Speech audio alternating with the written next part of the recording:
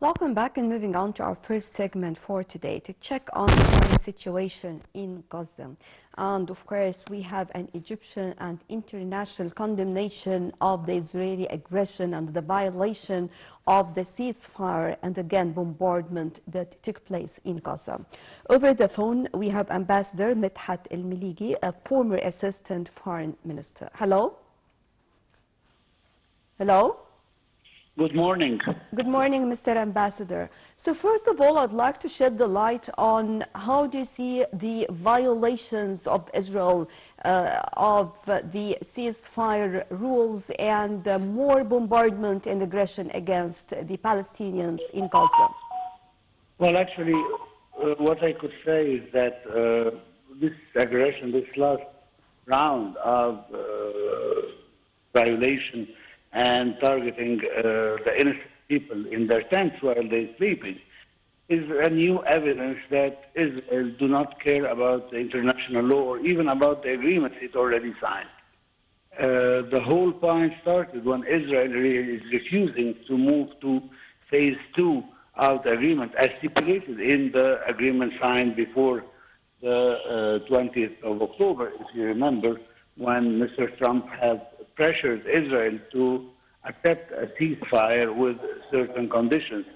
And since phase 2 of this agreement stipulates that Israel has to stop all aggression on civilian and withdraw from Gaza Strip, which Israel doesn't want to do, and instead it wants to continue just to receive its hostages, that's when the whole thing erupted and accused Hamas of not complying with the agreement, which is, of course, a big lie. However, the situation now is very tense, and we hope that the diplomatic efforts deployed by Egypt and Qatar will result in another ceasefire if Israel will comply with the agreements that it has already signed. So, of course, it is quite clear that they do not want to continue with the phases of the ceasefire, and they want to put more restrictions. And I think this is going to be very challenging for the upcoming period. And do you think we have any specific actions to be followed or adopted to stop this aggression and to abide by the ceasefire? Well, unfortunately, the way I see it is that that Israel will not take any real steps to stop the aggression as long as there is an international power giving it the green light to continue killing of the Palestinians. Actually, I mean, the last signs that we have from the United States, who is, I believe, that the strongest supporter of Israel, is encouraging Israel to continue this aggression. Not just that, we heard that President Trump have asked Prime Minister Netanyahu to finish the job, which means to continue the killing of the Palestinians in order to, and claiming that this is what they are doing, is killing Hamas. Although the numbers of children and women killed during the last attack since 48 hours now or even more, shows that the idea is to kill all Palestinians and not just Hamas fighters. And this is another sign that Israel is actually doesn't care at all about any human loss or any civilian loss. It has already violated the international law as stipulated by the International Court of Justice, and its Prime Minister, who is wanted by the International Criminal Court, is still continuing his policy towards the massacres of Palestinians without any power in the world strong enough to put real pressure on Israel to comply. We hope that the European can do something. That's why Minister Medhat has tried to contact many leaders in Europe, asking them to push it to comply. However, in the last declaration or statement made by the G7, we have seen a downgrading of the European position when the G7, which actually comprised all the European power, especially the United Kingdom and France, Germany, Italy, has downgraded the statement or the Palestinian paragraph in the statement by removing the usual literature used, which is the two-state solution, and replacing it by finding a political horizon for the Palestinians, which shows that the Europeans have sold out Palestine in order maybe to reach an agreement with the United States on Ukraine, which is a more pressing case for Europe than the Palestinian issue. So how do you see the conditions that Israel stated? I mean, when it comes to releasing all hostages and removing Hamas from power, especially that we know when they were talking about phases of ceasefire, Hamas were not going to be in control during the reconstruction. Well, Hamas have already said it clearly that it's ready for the sake of the Palestinian people to leave power in Gaza. But the idea is that Hamas is not the one, is not the real reason why Israel is massacring all these innocent people in Gaza. Hamas is just an alibi for Israel to continue its aggression on the Palestinian people. The goal is to destroy the lives of civilians in Gaza. Israel is purposely targeting civilians. I mean, when it bombs tents where refugees are living in because they don't have a house, I don't think that they're expecting to find Hamas militant there. Actually, the only reason why they are doing this is that they want to, again, reach a solution, or not a solution actually, to reach, force the Palestinians to leave between brackets voluntarily the Gaza Strip, just like President Trump has said it before, is to evacuate the Gaza Strip. President Trump did not forget this idea. Until very recent, we have heard that the United States administration, American administration, are trying to convince some countries to receive the Palestinians. Even they reached to Syria and Somaliland and Somalia and Sudan and other countries in order to ask them to take 2 million Palestinians, and this will facilitate the issue for Israel to totally annihilate the Palestinian presence in Gaza Strip.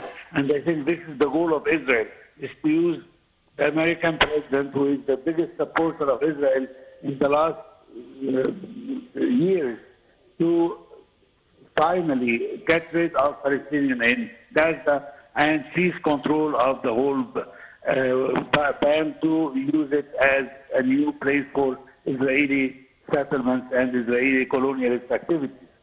This is the real reason why Israel is doing this.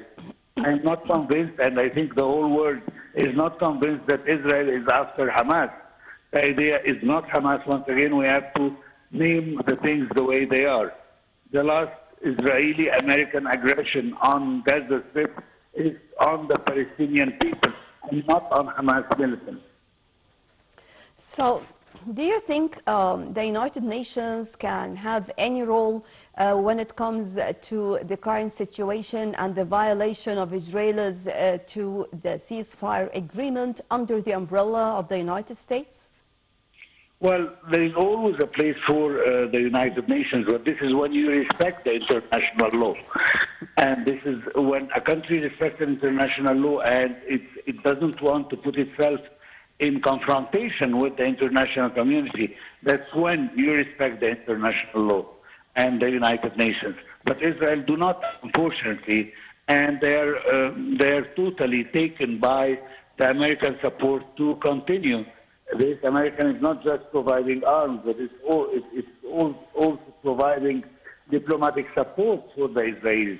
And that's why I don't think that the United States is helping in the situation. And I believe that we are going to continue this aggression until Israel is convinced that it's enough.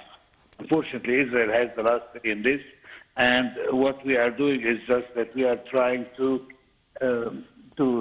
deploy our diplomatic so in order to find any country who is ready to help us to reach an agreement with Israel. But Israel do not want to comply. So far, how is the humanitarian situation right now in Gaza? Well, according to the last report, we are starting a new wave of starvation since Israel has cut their old ties with the Gaza Strip.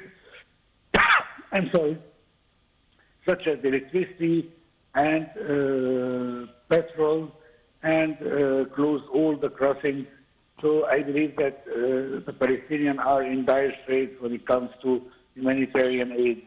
And this is also another thing that is trying to reach an agreement to at least some humanitarian aid. Unfortunately, what I would only say is that the situation doesn't look good at all, and that as long as the United States is giving this tremendous support to Israel, Israel will not stop. And in the absence of any strong voices from the rest of the world besides Egypt and some other peace-loving countries, nothing is going to change until Israel, as it says, achieves its goals. But this doesn't mean that we have to stop our diplomatic efforts. We have to continue on all fronts. The last report says that Hamas is ready to see any agreements of ceasefire. It's ready to discuss any plan to stop this aggression on the Palestinian people. However, I don't think besides the Egyptian plan there is any other plans presented or put on the table for negotiation. So which countries can help when it comes to diplomacy? I mean, if we're talking about in the international community, and we have seen many of the European countries are supporting Gaza. Do you think cooperating with these countries can put a sort of pressure on the United States or Israel to abide by the ceasefire deal? Well, let's put it this way. I mean, I think the majority of the country in the world are against what Israel is doing. But the words of condemnation alone are not enough. If the main supporters of Israel, especially the European countries, NATO countries, the United States, Canada, and Japan, and all these countries, if they stop their relations with Israel or threaten to do so, that's when this political will be understood by the Israelis. But actually, the whole world is satisfied by just issuing statements of condemnation of the Israeli action and then resuming their life as normal. And this is not a reason for Israel to stop, as we have seen during the last 15 months or 16 months of violation to the international law and the killing of civilians and targeting all civilian entities such as schools and mosques and hospitals and universities and homes and everything that moves in the Gaza Strip. So the way I see it, although we have all this condemnation worldwide to Israeli action, we do not see real action towards Israel. This has to be coupled with sanctions, with threats to cut diplomatic relations or anything of the sort. So the idea is not just to condemn, but to have a political will. A real action on the ground. To stop. Right. Ambassador Medhat Miligy, former Assistant Foreign Minister, thank you very much for joining us. I'm moving on to a quick break, then we'll be back.